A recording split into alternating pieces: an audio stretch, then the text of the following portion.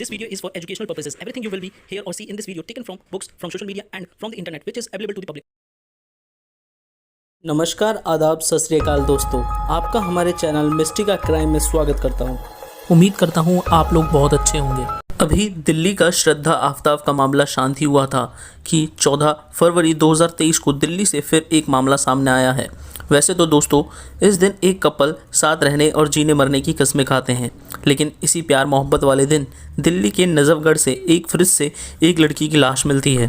अब पूरा देश फिर से सहम जाता है। दोस्तों सबके दिमाग में बहुत सारे प्रश्न होंगे कि लोगों को ऐसा क्या हो गया है कि वो एक दूसरे के खून के प्यासे हो गए हैं। इस वीडियो के अंत तक बने रहिएगा क्योंकि हम बताएंगे ऐसा उस दिन क्या हुआ था। दोस्तों साहिल और निक्की की दोस्ती की शुरुआत हुई थी 2018 में। उस समय साहिल दिल्ली के उत्तम नगर में एसएससी की परीक्षा की तैयारी करने गया हुआ था। वहीं हरियाणा के झज्जर में रहने वाली निक्की भी रहती थी जो डॉक्टर बनना चाहती थी, जो कि खुद भी परीक्षा की तैयारी के लिए उत्तम नगर में ही रहा करती थी। एक ही एरिया में रहने के कारण मुलाकात होना लाजमी था। एक ही बस से कोचिंग जाना और बस स्टॉप पर एक दूसरे को रोज देखने का और मिलने का सिलसिला शुरू हो गया। धीरे धीरे दोस्ती हुई और दोस्ती कब प्यार में बदल गई कुछ पता ही नहीं चला। लेकिन जब एसएससी की परीक्षा में साहिल क्लियर नहीं कर पाया तो उसने 1 महीने के बाद ग्रेटर नोएडा के एक कॉलेज में डी फार्मा में एडमिशन ले लिया। बाद में निक्की ने भी वहीं पर बीए इंग्लिश ऑनर्स में के कोर्स में एडमिशन ले लिया। इसके बाद वो दोनों एक साथ ही लिविंग में रहने लगे। दोनों अधिकतर टाइम एक साथ स्पेंड किया करते थे, यहाँ तक कि दोनों अपनी छुट्टियां भी एक साथ मनाने मनाली, हरिद्वार, ऋषिकेश और देहरादून भी गए। दोनों ने इकट्ठे रहते हुए बहुत अच्छे पल बिताए, लेकिन फिर आया कोरोना और पूरे देश में लॉकडाउन लग गया। इसी वजह से दोनों ने को अपने अपने घर जाना पड़ा।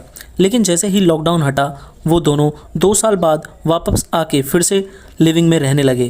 अब तक तो सब कुछ ठीक चल रहा था, लेकिन अब तक साहिल के घर में निक्की और साहिल के रिश्ते के बारे में कुछ मालूम ना था। इसी के चलते अब साहिल के घर वालों ने साहिल की शादी कहीं और तय कर दी, जिसके लिए साहिल ने भी अपनी रजामंदी दे डाली। लेकिन इन सब बातों से निक्की अब तक अनजान थी, जिसके बाद दिसंबर 2022 में साहिल की शादी अब किसी और लड़की से तय हो गई। जिसके बाद साल बीता और आया साल 2023। अब इसी साल शादी की डेट फिक्स हुई। 9 फरवरी को सगाई और 10 फरवरी को शादी। लेकिन निक्की अब तक भी इस सब बातों से अनजान थी, तो वो पहले की ही तरह मोहब्बत के महीने में गोवा घूमने का प्लान बना बैठी। मगर कहीं से निक्की को साहिल की शादी के बारे में पता चला तो वो टूट गई और इस बात को लेकर दोनों में बहुत झगड़ा हुआ। लेकिन जैसे तैसे साहिल ने बात को संभाला और दोनों ने फिर से एक साथ जीने मरने की कस्में खाई। निक्की ने इसी बीच 9 फरवरी को गोवा जाने की टिकट बुक कर दी, लेकिन साहिल ने आखिरी वक्त पर गोवा जाने से मना कर दिया। पुलिस के मुताबिक ये भी कहा गया कि निक्की को जब साहिल की शादी की तारीख पता चली तो उसने ये धमकी दे दी कि वो पुलिस में कंप्लेंट कर देगी। इसी बीच 9 फरवरी को साहिल की सगाई हो गई। एंगेजमेंट के बाद निक्की ने साहिल को मिलने के लिए बुलाया तो साहिल ने निक्की से मिलने के लिए निक्की को अपनी कार में बैठाया। हालांकि कार में दोनों के बीच बहुत झगड़ा हुआ।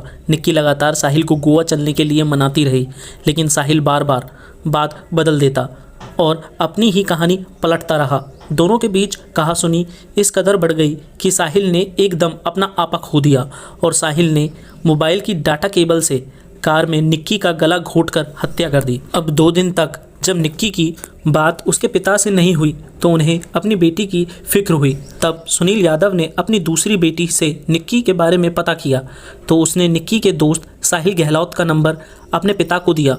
इस बीच वो लगातार अपनी बेटी से कांटेक्ट करने की कोशिश करते रहे और साहिल ने भी 10 तारीख को फ़ोन उठा लिया। तब पिता ने साहिल से पूछा कि वो निक्की को जानता है, तो साहिल ने जवाब में कहा हाँ वो निक्की को जानता है। जब सुनील ने निक्की के बारे में पूछा तो साहिल ने कहा कि निक्की तो गोवा ट्रिप पर घूमने चली गई है, पर वो अपना फ़ोन यहीं भूल गई है। इसके बाद अगले दिन फिर से साहिल के पास सुनील ने फ़ोन करके पूछा तो उसने वही बात दोहरा दी। जब सुनील यादव ने साहिल से पूछा कि तुम निक्की के साथ क्यों नहीं गए, तो साहिल ने कहा कि मेरी शादी है इसलिए मैं नहीं गया। बस शादी की यह बात सुनील यादव के पल्ले नहीं पड़ी।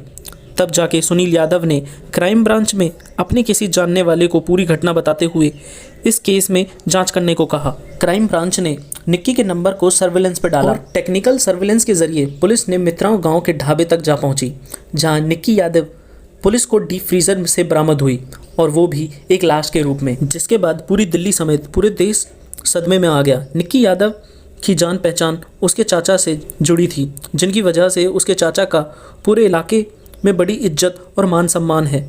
निक्की यादव के चाचा प्रवीण यादव कारगिल युद्ध के हीरो रहे हैं और उन्होंने देश के लिए बड़ी बहादुरी से जंग लड़ी। प्रवीण यादव ने ऑपरेशन विजय में हिस्सा लिया था, जिसकी वजह से उन्होंने उस जंग में अपने दोनों हाथ गंवा दिए थे। अब आता है यह सवाल कि इस हत्याकांड का खुलासा कैसे हुआ।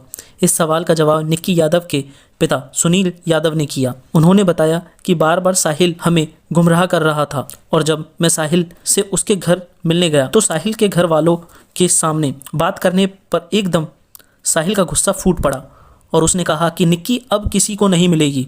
इसके बाद परिवार ने पुलिस में कंप्लेंट की और पूछताछ में साहिल ने भी सारे मामले का खुलासा कर दिया, जिसके बाद न्यूली मैरिड साहिल बड़ी आसानी से एक हत्यारा साबित हो गया। पुलिस के हिसाब से साहिल ने निक्की की हत्या सुबह ही कर दी थी। साहिल को कश्मीरी गेट उस जगह भी ले जाया गया जहां उसने बताया कि गाड़ी में उसकी हत्या की। जब हत्यारे से सारी कहानी डिटेल से पूछी तो साहिल ने पुलिस को बताया कि उसने कश्मीरी बस स्टैंड और राजघाट के पास डाटा केबल से गला घोंटकर हत्या की थी। साहिल ने यह भी बताया कि हत्या के समय सुबह के 9 बज रहे थे, क्योंकि उस समय 9 फरवरी की सगाई के बाद रात 1 बजे के आसपास चचेरे भाई के वरना कार से घर से निकला और उत्तम नगर निक्की के घर गया। 3-4 घंटे वहां रुकने के बाद वो सुबह 5 बजे वो निक्की के साथ निकला।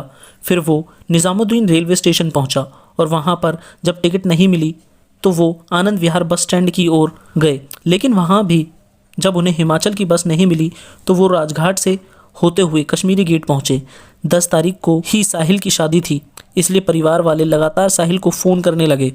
जिसके बाद साहिल ने निक्की से घर जाने की बात कही तो फिर साहिल और निक्की के बीच झगड़ा शुरू हुआ।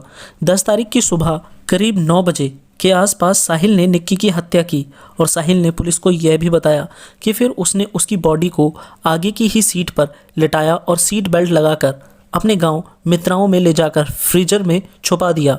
फिलहाल पोस्टमार्टम रिपोर्ट के अकॉर्डिंगली ये तो जाहिर होता है कि बड़े ही शातिर तरीके से निक्की की हत्या कर दी, क्योंकि निक्की की बॉडी पर कोई भी चोट का निशान नहीं थे। खैर, साहिल अभी सलाखों के पीछे है, लेकिन ये देखना भी बाकी है उसे क्या सख्त से सख्त सज़ा मिलती है। आपकी इस हत्याकांड पर क्या राय है, हमें कमेंट करके ज़रूर बताएं। एक और सच्ची घटना के साथ फिर मिलेंगे। जब तक के लिए जय हिंद, जय भारत।